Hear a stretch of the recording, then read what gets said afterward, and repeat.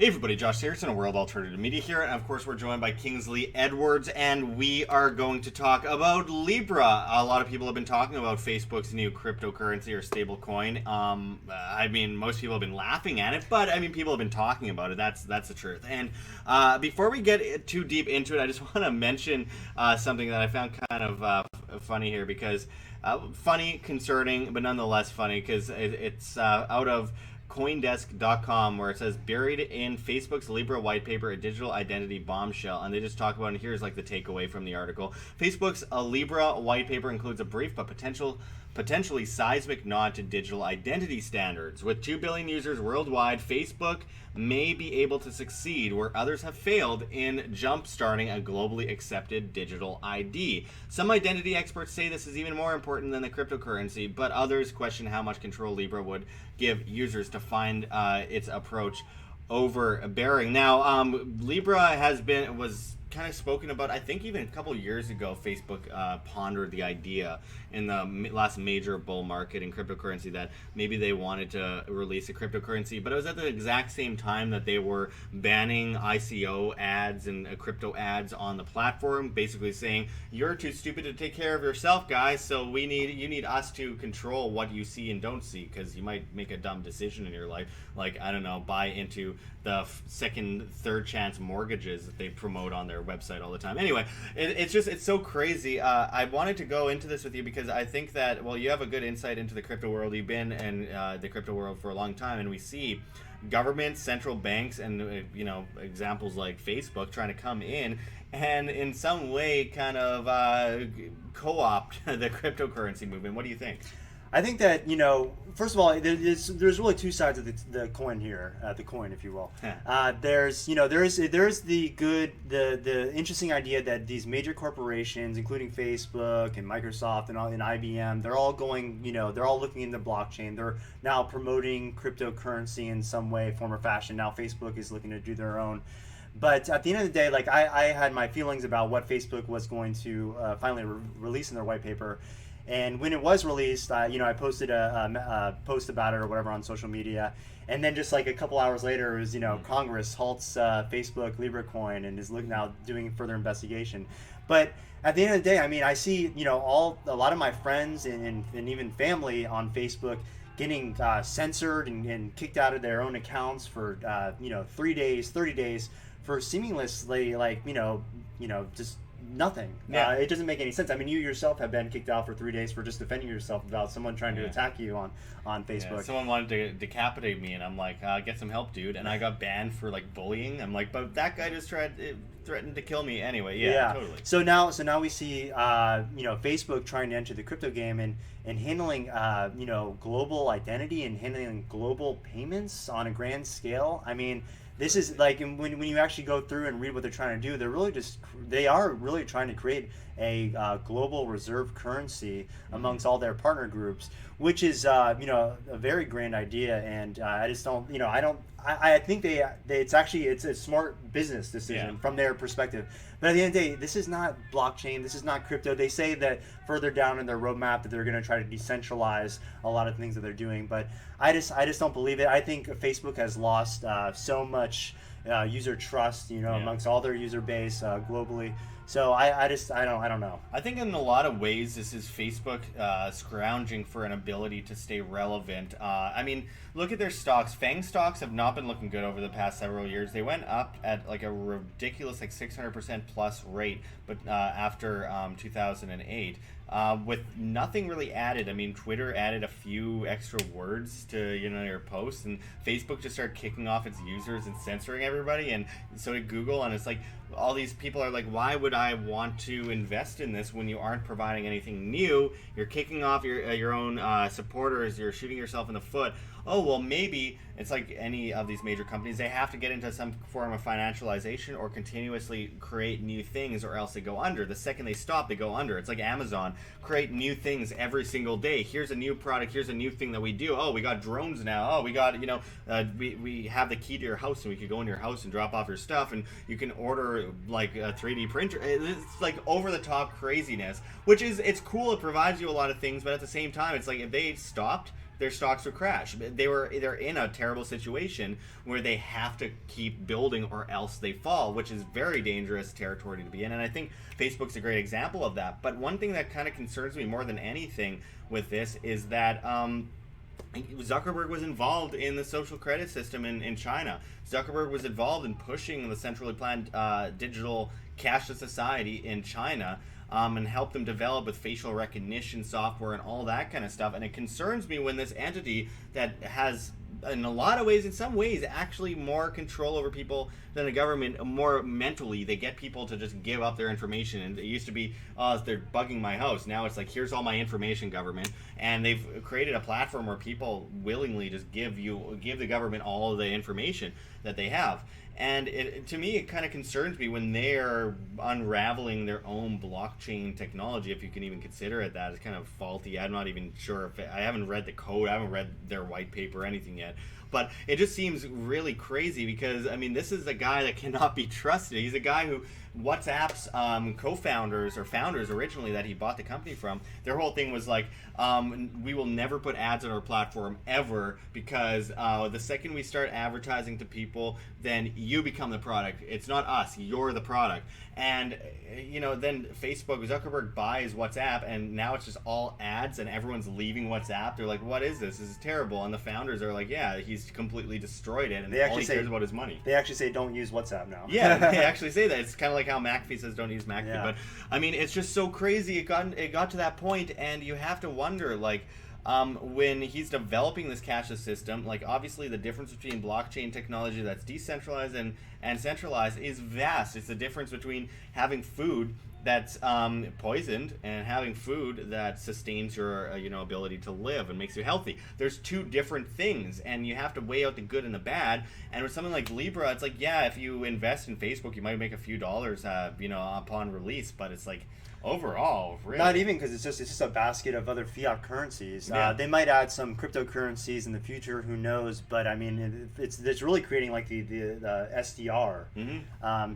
So yeah, and you're absolutely correct. Like, these companies, especially Facebook, at their level now, they've already gone through their growth period. So now they're struggling to grow even more, and they that's what fuels the stock economy and fuels their revenue now for growth. Mm-hmm. And so they're looking to introduce different products, different services. I think this one's a miss. I think it could potentially be very popular. It may actually serve the crypto community well, because it may introduce at least the idea of cryptocurrency and blockchain to billions of people, and now makes it more legitimate.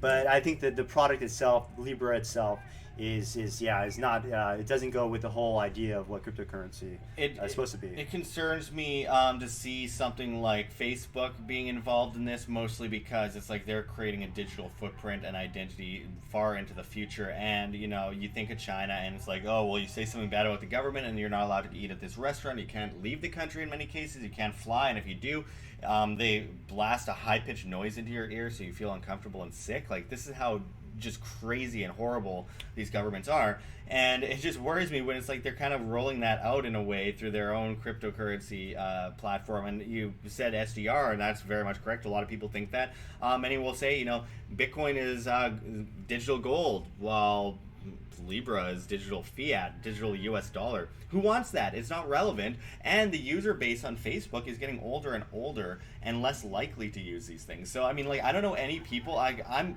25. I don't really know a lot of people my age that even use Facebook anymore. Yeah, Generation Z is, Facebook has lost over 15 million users in the last 2 years. Twitter lost 5 million users, Mm-hmm. and I think it's just getting worse. People are getting banned. People are getting deplatformed, demonetized. They're just getting sick of this. There's privacy issues. There's leaks all this time happening. I think people are moving to other platforms. Like Generation Z was started using like TikTok, and then even that's how Snapchat. I still don't get that. I just found out about that like a few months ago. And then even Snapchat, that's how they kind of get their user base. And initially, it was kind of like anti-Facebook, anti-Twitter type of thing. So we'll see platforms like the one we're building. Hopefully, Flote.app. Where we're creating a social network and marketplace that has crypto fully integrated. We're not going to be selling your information to third parties. We're not going to be data mining all your stuff. You're not giving all our information to the Chinese government? Yeah. I wanted to get a nice social credit score, So yeah, so you know, other platforms are developing and launching, and we're seeing just more options at least, so the free market can decide eventually where's the best place for you to connect with other people, to pay for things. And luckily, I mean, well, not luckily, but they're making the choice kind of for themselves. It seems like, because they're actively kicking people off their platform. They're actively blocking people. PayPal's banning accounts. Bank accounts are being closed on people that have just different just for no reason really. So we'll see what kind of the future holds. It's kind of funny though. I have to cut in for a second, just thinking about what happened with Google recently in the Project Veritas video. Yeah. James O'Keefe, someone I met before, and really awesome person, and from an interesting kind of comedic background. It's funny to watch him turn into one of the most revolutionary journalists out there, alongside Julian Assange, who's in jail in a cage still, if you forgot. But it just reminds me that like Google tried to take down this Project Veritas video. They're so delusional. They actually think it's going to go away by them going like, oh, we'll just erase it from YouTube. It's like, you guys are going to create the Streisand effect where people are going to look it up because you deleted it. It's ridiculous. I mean, it's so, these people are so behind. They used to have control. They thought that control would last forever. They thought it would grow in size and scope. They would become the new world government, basically. And then people just went, you guys are old, outdated. You aren't innovating. You're too focused on like controlling us, and you don't even care about money. You're more you care more about just controlling people at this point. Yeah, it's really confusing to me, because you see a lot of people ask like, why are they taking this approach, and it's hard really to justify, because from a monetary perspective, you think what they're doing is actually hurting their bottom line and hurting their revenue that they're taking, and so it is like you said, they're kind of outweighing money for now for potentially control, but it's just not working out. Their plan is falling apart. Yeah, it's falling apart fast, and I actually think in the crypto world we have a lot of opportunity to surpass that system and create new alternatives, and you're doing that with Flote, Flote.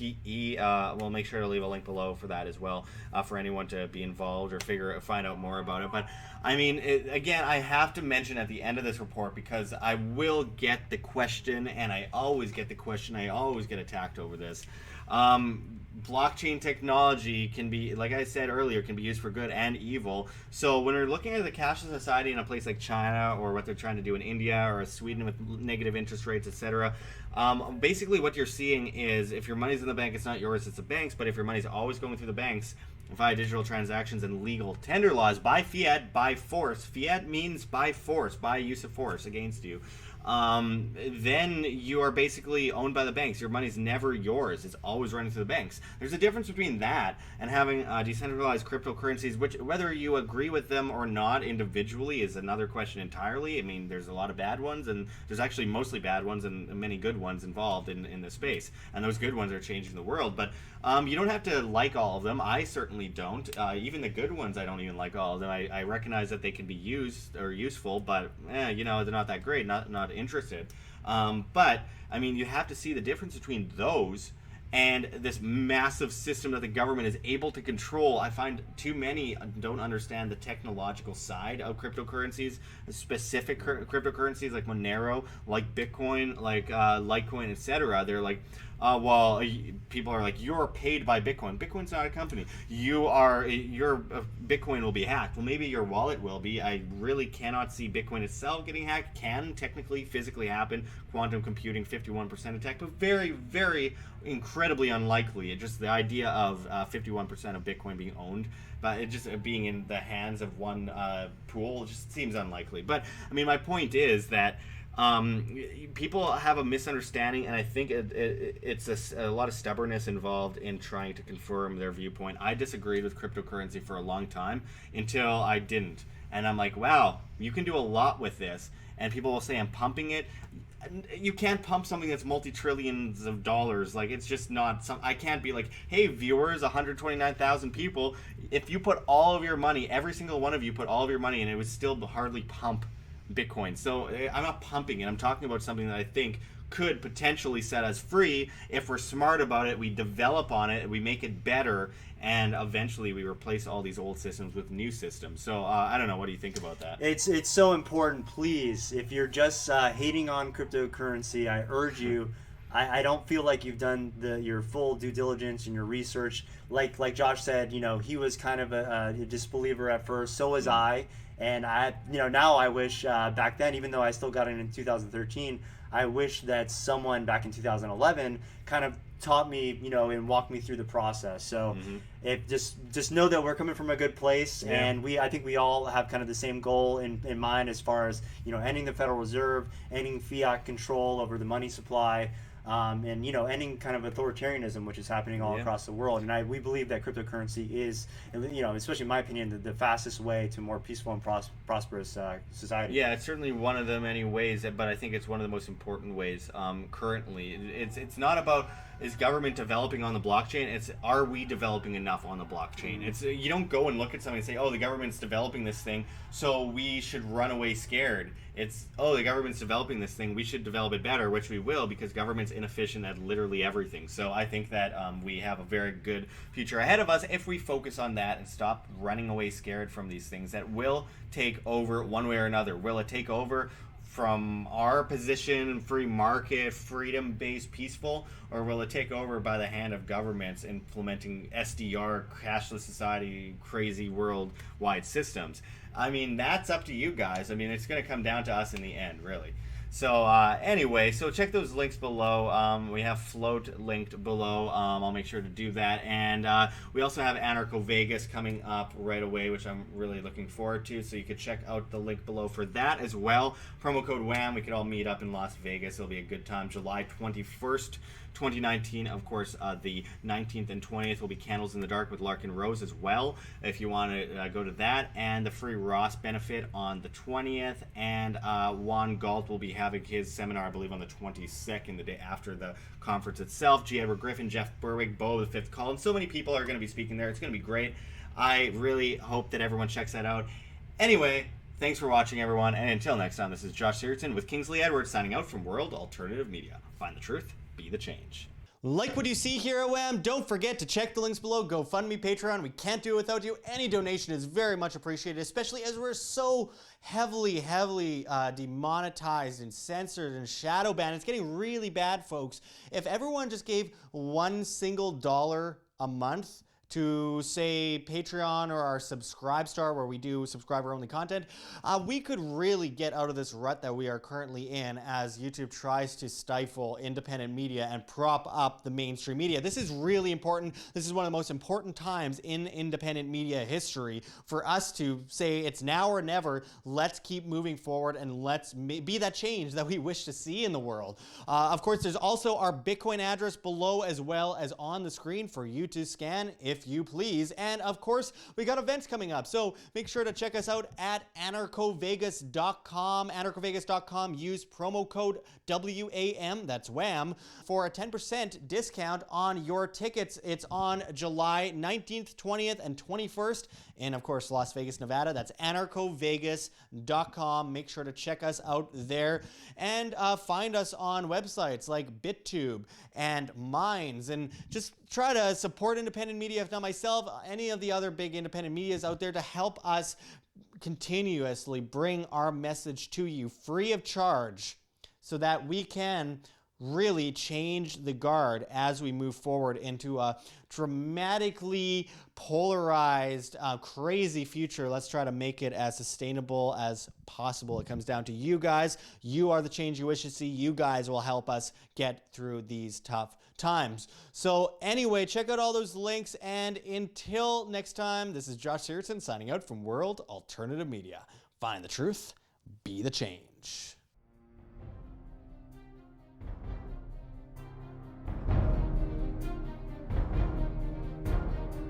I'm sure you have already changed people's minds in your young age because you're involved, and I like that.